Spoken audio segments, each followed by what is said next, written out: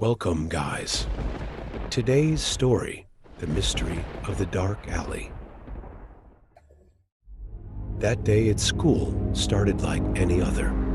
After math class, I went out to the yard with my friends Jack and Alice during recess. But the weather felt strange.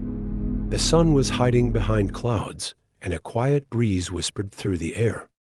Then Alice said, "Did you hear? Strange noises came from the back corridors of the school last night." Jack laughed. "Don't try to scare us, Alice. Who would even stay at school at night?" he said. But Alice's face was serious. "I'm not joking," she insisted.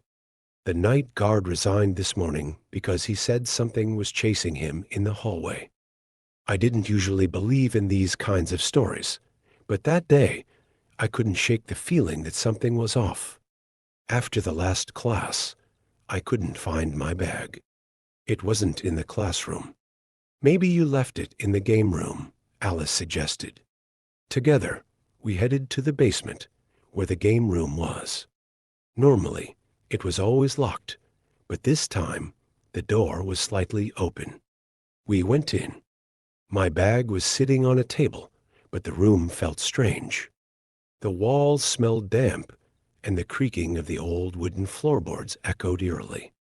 I grabbed my bag, but just then, the light suddenly went out.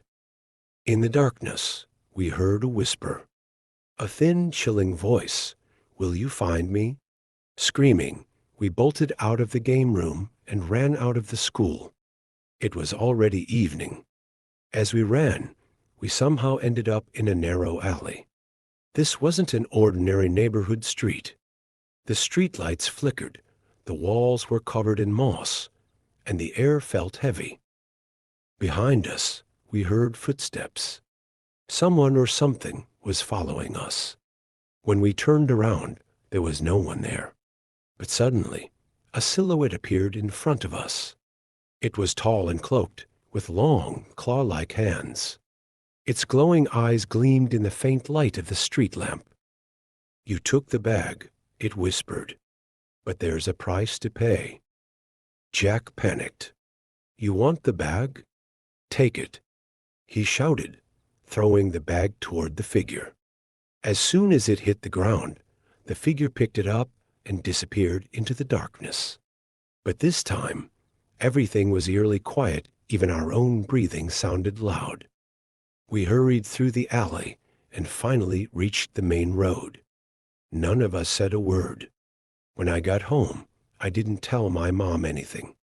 But that night, as I lay in bed, I saw a shadow standing by my window, and that thin voice whispered one last time.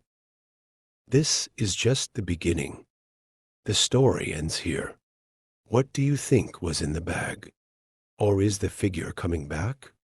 Don't forget to write what you think in the comments. See you guys